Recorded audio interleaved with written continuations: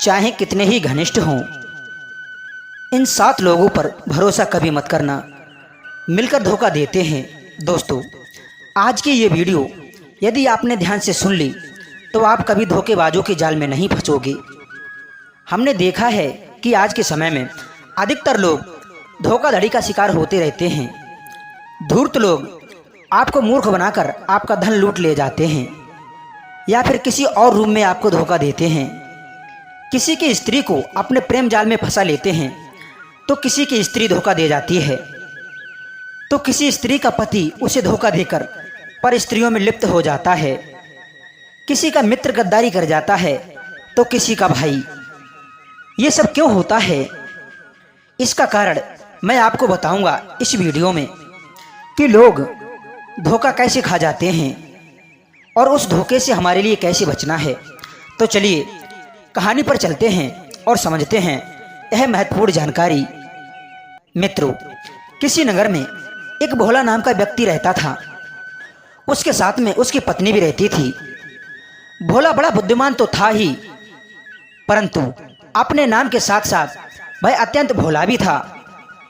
भोला की पत्नी अत्यंत सुंदर थी और भोला अपनी पत्नी को बहुत चाहता था। जितना वो भोला सुईदा और सज्जन था, उतनी ही उसकी स्त्री बड़े ही कुटिल और शातिर स्वभाव की थी। वो जितनी सीधी बनती थी उतनी सीधी थी नहीं। वो ढोंग और दिखावा करने में बड़ी माहिर थी।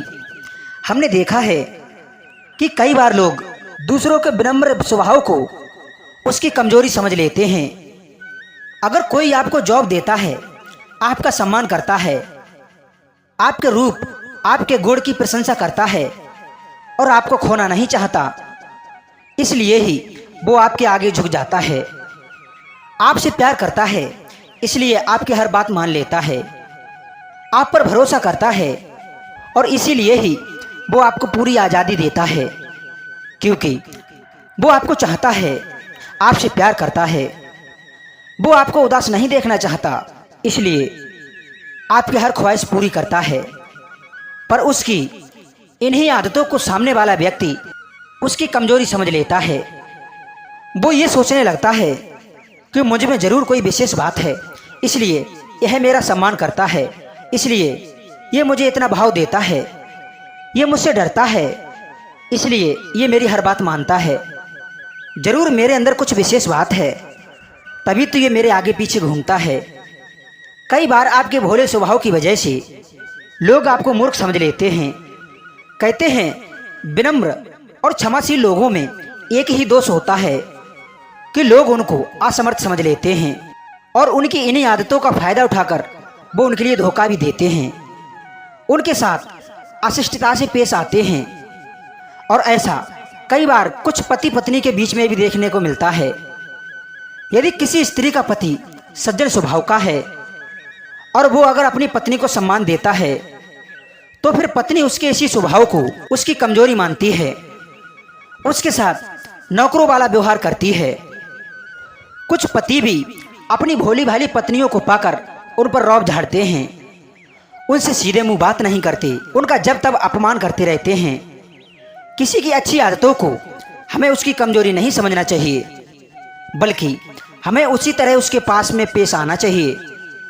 किसी के विश्वास का नाजायज फायदा नहीं उठाना चाहिए। जो लोग आपके विश्वास का फायदा उठा लेते हैं, उनसे सावधान कैसे रहना है, यही बात हमारे लिए समझनी है। मित्रों, जो भोला था उसको अपनी पत्नी पर बहुत भरोसा हो गया था। उसकी पत्नी आए दिन उसके सामने बनावटी प्रेम परोसती रहती थी, उससे मीठी मीठी बातें करती हुई उसे विश्वास दिलाती थी कि वह उसकी बहुत अच्छी पत्नी है, परंतु उसके मन में कुछ और ही चलता रहता था और उस दिखावे को वो भोला सच मान लेता था। उसे लगता था कि उसकी स्त्री पूरे नगर में समस्त स्त्रियों में सबसे अच्छी और पतिव्रता स्त्री है, इसलिए वह अपनी पत्नी पर आंख मूंदकर विश्वास करता था और उसका बहुत सम्मान करता था। उसे हर काम करने की उसकी ओर से पूर्ण स्वतंत्रता थी। उसकी स्त्री जानती थी कि उसका पति उस पर दिल और जान से मरता है। मित्रों, एक दिन की बात, भोला की स्त्री ने एक सपना देखा और सपने में उसने देखा कि उसके द्वार पर एक भिखारी आया है और भिखारी ने जब आवाज लगाई तो उसकी पत्नी थाली में अनाज भरकर भिखारी को देने के लिए द्वार पर आ गई। मित्रों, हुआ यूं कि भिखारी की झोली में अनाज डालते हुए भोला की पत्नी की जो उंगली थी वो भिखारी के हाथ से छू गई। अगले दिन जब वह सुबह में सोकर के उठी तो उसने सुबह सुबह अपने पति को बताया कि हे स्वामी, मेरी एक बात ध्यान से सुनो। मेरे साथ में एक अजीब घटना घट गई है। मैं उसको लेकर बड़ी चिंतित हूं।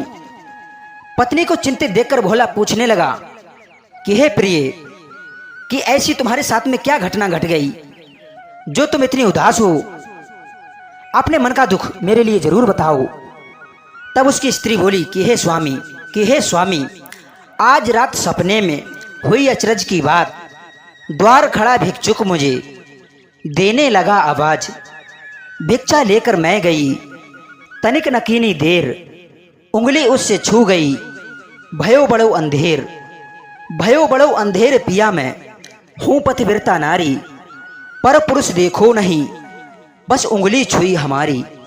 भयो बड़ो अपराध तुम्हें मैं एक अकल बतलाऊं, मेरी उंगली दी जो काट, पाप से मैं बच जाऊं। वो अपने पति से कहने लगी कि हे स्वामी, रात मैंने एक सपना देखा और सपने में मैंने देखा कि एक भिखारी द्वार पर भिक्षा के लिए आवाज लगा रहा था। भिखारी की आवाज सुनकर मैं भिक्षा लेकर द्वार पर गई। मैंने उसकी झोली में भीख डालनी चाहिए तो धोखे से मेरी उंगली उसके हाथ से छू गई। इसी बात को लेकर मैं बड़ी चिंतित हूँ। और आप तो जानते ही हैं कि मैं एक पतिव्रता स्त्री हूँ और पतिव्रताओं के लिए पर पुरुष का स्पर्श नहीं करना चाहिए। धोखे से मेरी उंगली उसके हाथ से छू गई। ये मुझसे अपराध हो गया। मैं इसी बात को सोच सोचकर बड़ी दुखी हूँ कि मेरा पतिव्रत धर्म नष्ट हो गया। क्योंकि कहते हैं पतिव्रता स्त्री का धर्म होता है कि वो सपने में भी किसी पर पुरुष का चिंतन ना करे, लेकिन मैंने तो उसे छू लिया। इसलिए हे स्वामी, मैं आपसे कहती हूँ कि आप मेरी उसी उंगली को काट दीजिए। मेरी जिस उंगली ने उस भिखारी को छुआ है, तभी मेरे हृदय में शांति आएगी, तभी मेरा पतिव्रत धर्म बच पाएगा। पत्नी की ऐसी बातें सुनकर वो भोला बड़ा ही प्रसन्न होता है। सोचने लगा कि अगर उसकी पत्नी उंगली छूने पर उंगली कटवाने की बात कह रही है तो वह वास्तव में पतिव्रता है। तब भोला अपनी स्त्री से कहता है कि हे प्यारी, इस बात में कोई संदेह नहीं कि तुम पतिव्रता स्त्री नहीं हो। भीख भिखारी को दी सपने में प्रिय आप, धोखे से उंगली छुई नहीं बनता कोई पाप। भोला समझाने लगा कि हे प्रिय, यदि सपने में किसी भिखारी को भीख देते हुए उससे उंगली छू गई तो इसमें कोई पाप की बात नहीं है। पाप तो मन में सोचने से होता है। तुम चिंता ना करो, मैं तुम्हारी उंगली नहीं काटूंगा। मेरी नज़र में तुम पतिव्रता हो और तुम्हारा पतिव्रत धर्म बरकरार है। मित्रों, इस प्रकार से भोला ने अपनी पत्नी को पतिव्रता समझकर उसकी बहुत प्रशंसा की। उसे अपनी पत्नी के पतिव्रत धर्म पर बड़ा ही नाज हो रहा था, और होगा भी क्यों नहीं। धोखे से उंगली छूने पर वो उंगली काटने की बात कर रही थी। ऐसे में तो फिर विश्वास और भी ज्यादा मजबूत हो जाता है। अब तो भोला पूरे नगर में अपनी पत्नी के गीत गाते फिरता था कि मेरी स्त्री पतिव्रता है, मुझे अपनी स्त्री पर बड़ा ही नाज है। ऐसी स्त्री बड़े भाग्यशाली लोगों को मिलती है। अब तो भोला अपनी स्त्री का और भी ज्यादा आदर सम्मान करने लगा। उसकी स्त्री के भी उतने ही नखरे बढ़ते चले गए।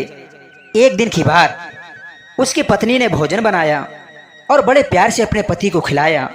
उसके बाद में अपने पति से बोली कि हे प्रीतम प्यारे, मेरा एक काम कर दो, मेरे कपड़े ले जाओ और बाजार में सिलवा लाना। भोला कहने लगा कि प्रिय, ये कितनी बड़ी बात है, लाओ मैं तुम्हारे कपड़े अभी सिलवा लाता हूँ। दर्शक बंधुओं, खुशी खुशी भोला अपनी पत्नी के कपड़े लेकर बाजार के लिए चल दिया। बाजार में पहुंचा तो एक दुकान के आगे सिलाई की मशीन लेकर एक दर्जी बैठा हुआ था।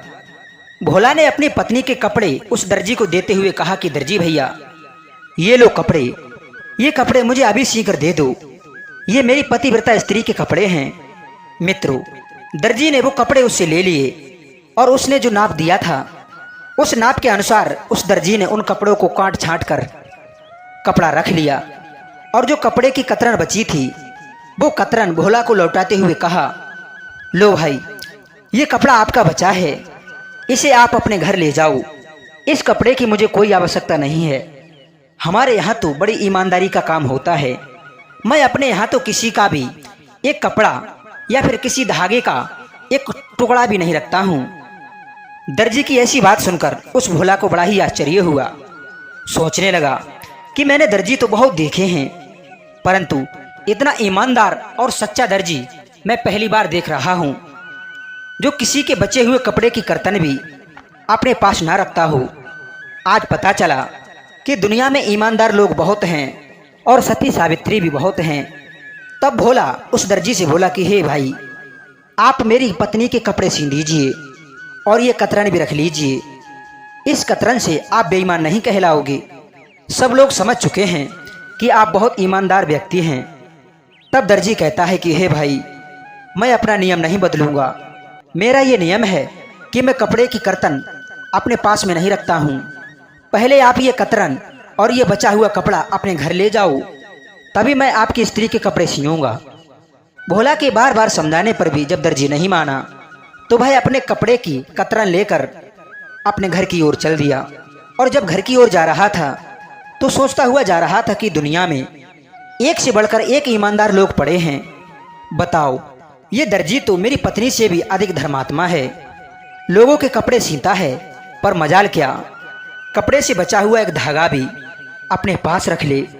हम तो समझते थे कि ये कलयुग है, इसमें ईमानदार लोग बहुत कम हैं, पर यहाँ तो एक से बढ़कर एक ईमानदार लोग हैं। ऐसे लोगों को देख करके तो लगता है कि आज भी सतयुग है। मित्रों, यही सब बातें सोचते सोचते भोला जब अपने घर पहुंचा तो घर जाकर उसने देखा कि उसकी स्त्री तो घर पर नहीं है। घर का सारा सामान इधर उधर बिखरा पड़ा था।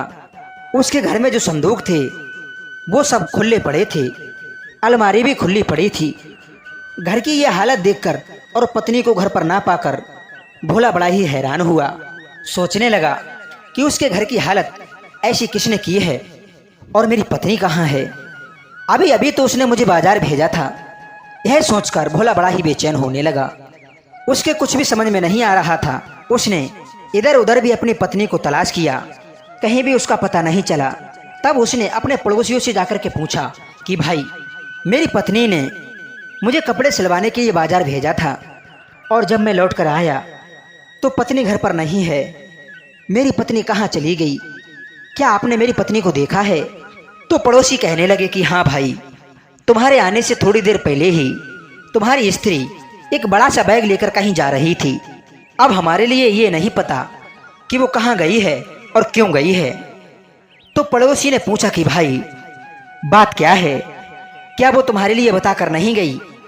अभी 4 दिन पहले तो तुम और तुम्हारी पत्नी आए हो, फिर अचानक इतनी जल्दी का कौन सा काम आ गया जो वो अपने मायके चली गई? क्या तुम दोनों में झगड़ा हुआ था? खैर, इसमें परेशान होने की बात क्या है, ज़्यादा से ज़्यादा वो अपने मायके गई होगी, 2-4 दिन में आ जाएगी, तुम परेशान क्यों होते हो? तब भोला कहने लगा कि भाई, यदि वो कहीं जाती तो कम से कम मुझे बताकर तो जाती। वो तो मुझसे पूछे बिना पानी भी नहीं पीती थी। और रही बात मायके जाने की, तो उसका मायका तो है ही नहीं। उसका मायका तो मैंने भी नहीं देखा है। अभी अभी 2 महीने पहले ही तो हम लोग मिले थे। मित्रों, अब तो भोला अपने पड़ोसी को अपने साथ लेकर अपने घर जाता है और घर की हालत दिखाता है। पड़ोसी ने देखा कि उसके घर का सारा सामान उसके घर में बिखरा पड़ा था। सारे संदूक खुले पड़े थे, ताले टूटे पड़े थे। बक्सों में जो कीमती सामान था, गहने, जेवर, रुपए, पैसे, वो सब गायब थे। तब पड़ोसी ने पूछा कि हे भोला, मुझे एक बात बताओ, तुम कह रहे हो कि तुम्हारी पत्नी का मायका नहीं है, तो फिर तुम्हें तुम्हारी पत्नी कहाँ मिली थी? क्या तुम्हारा उसके साथ विधिवत विवाह नहीं हुआ है? तब भोला कहता है कि हे मित्र, हम दोनों एक यात्रा के दौरान मिले थे। वो बहुत अच्छी बातें कर रही थी और मुझे उसकी बातें बहुत बढ़िया लगी। उसने कहा कि मैं बिना माँ बाप की बेटी हूँ और कुंवारी हूँ। मैं सीता सावित्री की तरह पवित्र हूँ और एक अच्छे पति की तलाश कर रही हूँ। कोई अच्छा पति मिल जाता तो उसके साथ जीवन कट जाता। बातों ही बातों में उसने मुझसे कहा कि मुझे तुम्हारे जैसा एक सीधा सज्जन और एक ईमानदार पति की खोज कर रही हूँ। अब तक कोई भी पुरुष तुम्हारे जैसा नहीं दिखा, इसीलिए मैं कुंवारी बैठी हूँ। लेकिन तुम मुझे बहुत अच्छे और सच्चे मालूम पड़ते हो। क्या तुम मुझे अपनी पत्नी बनाओगे? मैं बहुत ही सभ्य स्त्री हूँ। मैं सीता सावित्री और अनुसुईया जैसी देवियों की तरह पतिव्रत धर्म में विश्वास रखती हूँ। उसने जब इस प्रकार की बातें कही तो मुझे भी लगा कि स्त्री पत्नी बनने के योग्य है। मुझे भी ऐसी ही पत्नी की तलाश थी जो चरित्रवान हो और पति में अनुराग रखने वाली हो। मैंने उससे तुरंत हाँ कह दिया। हम दोनों एक मंदिर में गए और जाकर के विवाह कर लिया। फिर पति पत्नी बनकर हम घर चले आए। भोला की बात सुनकर पड़ोसी ने गहरी सांस ली और बोला कि भाई, तुम्हारी स्त्री ना तो चरित्रवान थी, ना सीता सावित्री और अनुसुईया जैसी देवियों के रास्ते पर चलने वाली, और ना ही वो तुमसे प्रेम करती थी। वो तुम्हारे लिए मूर्ख बना रही थी, सतवंती होने का नाटक कर रही थी। दरअसल वो तुम्हें लूटने के लिए तुम्हारी पत्नी बनी थी। जब तक तुम घर में रहे तब तक उसका मौका नहीं लगा तो वो तुम्हारे साथ पतिव्रता होने का ढोंग करती रही, और जब तुमने उसे अकेले रहने का मौका दे दिया तो वो तुम्हारे लिए लूट कर चली गई। वो एक बहुत बड़ी लुटेरी थी। तुम्हारा सारा धनमाल लूट कर तुम्हें मूर्ख बनाकर चली गई।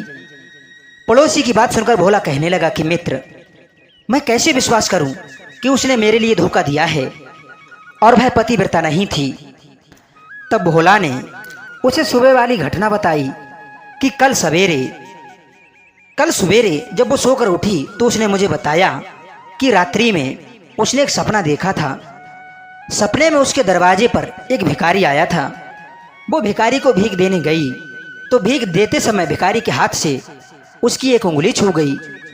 वो कह रही थी कि आप इस उंगली को काट दीजिए, क्योंकि ये उंगली पराये मर्द से छू गई है, इसलिए अपवित्र हो गई है। उसकी ये बात सुनकर मुझे लगा कि वो बहुत बड़ी पतिव्रता है, तभी तो उंगली काटने की बात कर रही थी। लेकिन मुझे क्या मालूम था कि वो मेरे लिए मूर्ख बना रही थी। वो मेरे घर से मेरा धनमाल लेकर फरार होना चाहती है। तब पड़ोसी बोला कि मित्र, वो इसलिए उंगली काटने की बात कर रही थी क्योंकि तुम उस पर इतना मरते थे, उससे इतना प्यार करते थे कि वो जानती थी कि तुम उसकी उंगली काटोगे ही नहीं। भोला की मासूमियत और उस स्त्री की चतुराई सुनकर उस पड़ोसी को बड़ी हंसी आई। पड़ोसी बोला कि मित्र, तुम किस जमाने में जी रहे हो? अरे वो तुम्हारे लिए मूर्ख बना रही थी, इसीलिए पतिव्रता होने का ढोंग रच रही थी। तुम उसके माँ बाप को भी नहीं जानते, उसका गांव भी नहीं जानते। राह चलते उसे उठा लाए और उसके प्रेम में इतने अंधे हो गए। अक्सर ऐसी ही स्त्रियां और पुरुष इस तरह के आडंबर का सहारा लेते हैं। श्रोताओं, पड़ोसी की बात सुनकर भोला को अब यकीन हो चुका था कि उसकी स्त्री उसे लूट कर चली गई। सोचने लगा कि मैंने तो उसे बहुत अच्छा समझा था, किंतु वो तो धूर्त निकली। मित्रों, तभी उसे उस दर्जी का ध्यान आया कि ईमानदार तो वो दर्जी भी बहुत बन रहा था। कहीं मेरी स्त्री की तरह वो दर्जी भी धोखेबाज तो नहीं है। वो इतना ईमानदार बन रहा था कि उसने अपने पास में कटे हुए कपड़े की कतरन भी नहीं छोड़ी। मेरी स्त्री तो सती साध्वी बन रही थी, वो भी मेरे लिए धोखा देकर भाग गई। मुझे उस दर्जी पर भी संदेह हो रहा है, मुझे उसे देखना चाहिए। इतना कहकर भोला फौरन भागता हुआ उस दर्जी के पास में पहुंचा। वहां जाकर देखा तो वो दर्जी भी वहां पर नहीं था। ना उसकी मशीन है और ना ही कपड़े।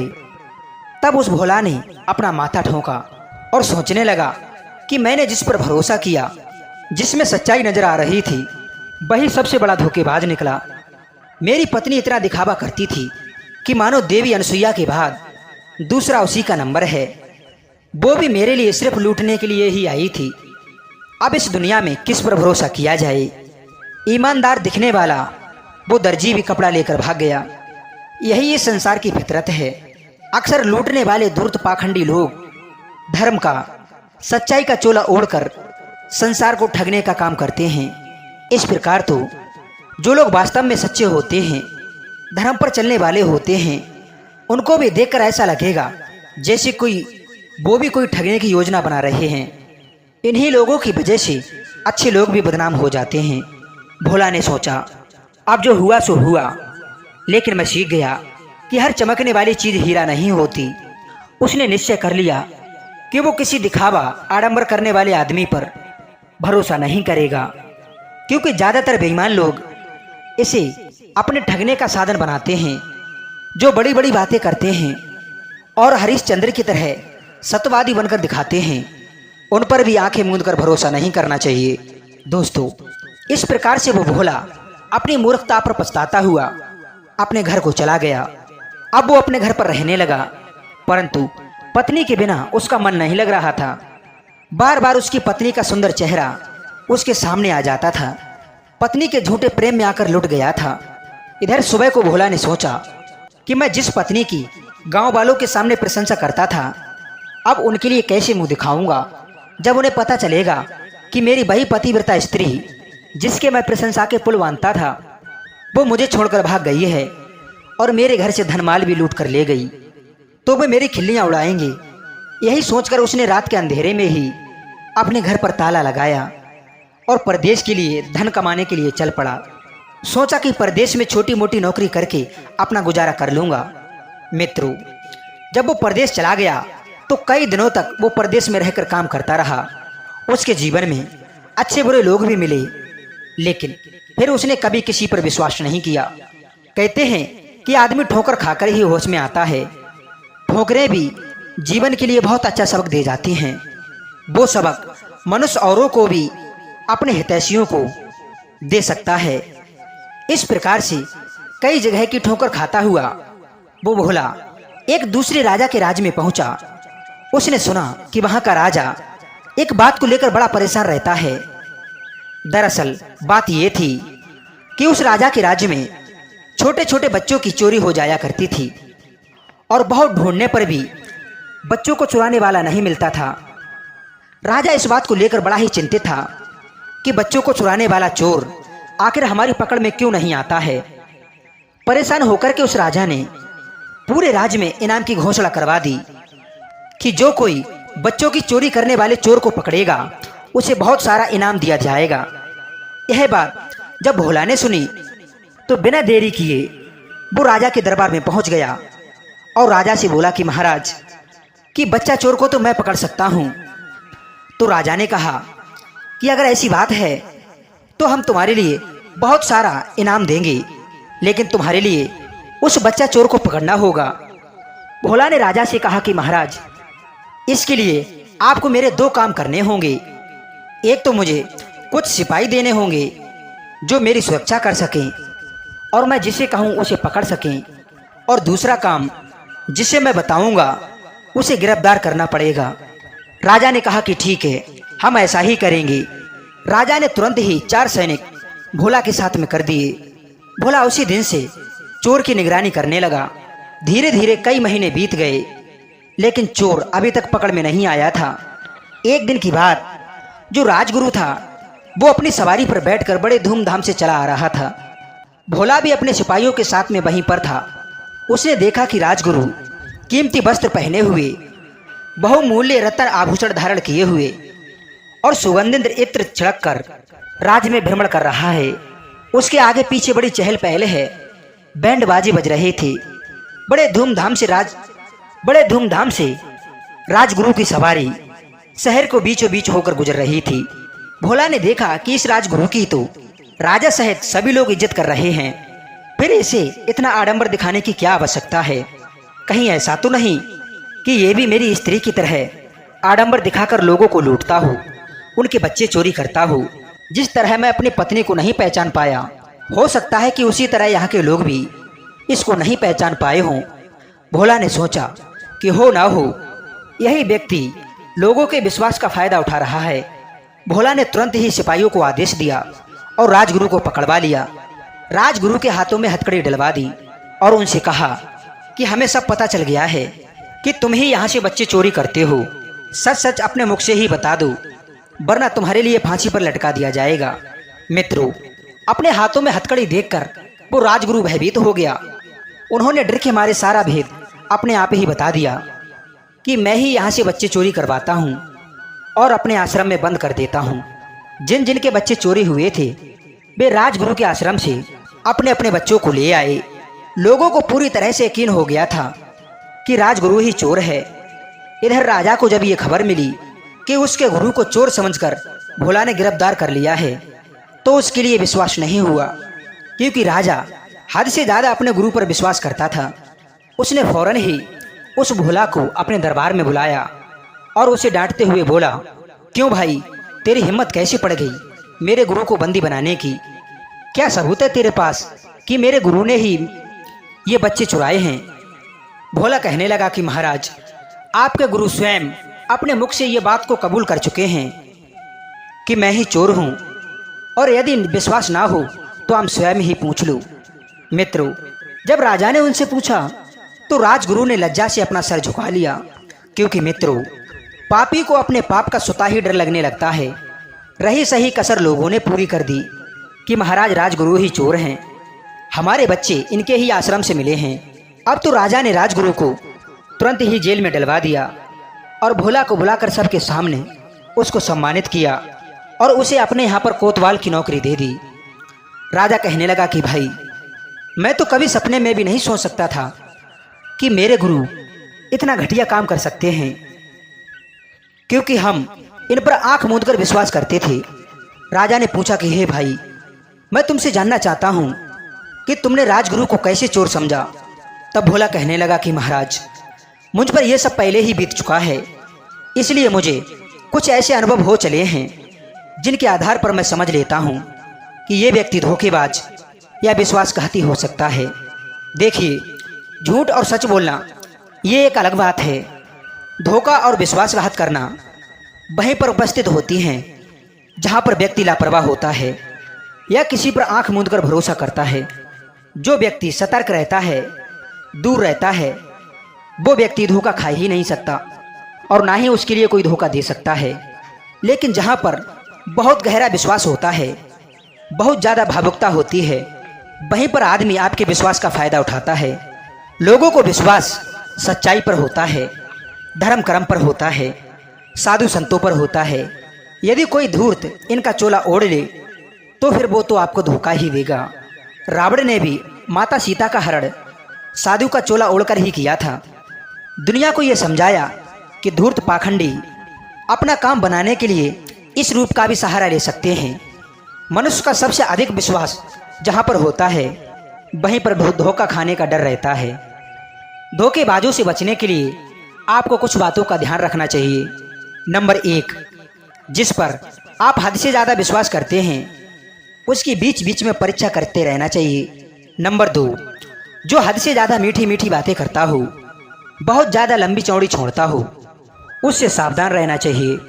और नंबर 3, जो हद से ज़्यादा आपके बिना पूछे आपको सलाह देता हो, बात बात पर कसम खाता हो, ऐसे व्यक्ति से सदा ही सावधान रहना चाहिए।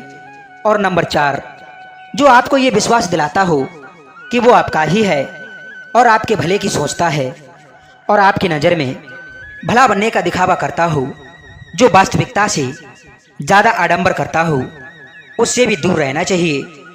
नंबर 5, जो हद से ज़्यादा मतलबी हो, हर कार्य में अपना ही फायदा देखता हो, ऐसा व्यक्ति समय पर धोखा देता है। नंबर 6, जो हद से ज़्यादा भावुकता की बातें करता हो और बात बात पर आपको मदद की दिलासा देता हो, वो समय पर काम नहीं आता और आपको भावुकता में डालकर आपको लूट ले जाता है। नंबर 7, जो अकारण ही आपसे दोस्ती का हाथ बढ़ाए, अत्यधिक आपकी प्रशंसा करे और स्वयं को बहुत अच्छा दिखाने का प्रयास करे, उससे भी सदा ही सावधान रहना चाहिए। दर्शक बंधुओं, मैं उम्मीद करता हूँ कि ये कहानी आपको पसंद आई होगी। यदि ये कहानी पसंद आई है, अच्छी लगी है, तो कमेंट सेक्शन के माध्यम से अपनी राय हमारे लिए अवश्य देना। हम आपको मिलते हैं नेक्स्ट वीडियो में एक नई ज्ञान चर्चा के साथ। तब तक सभी श्रोताओं को बहुत बहुत धन्यवाद। जय श्री कृष्ण, राधे राधे।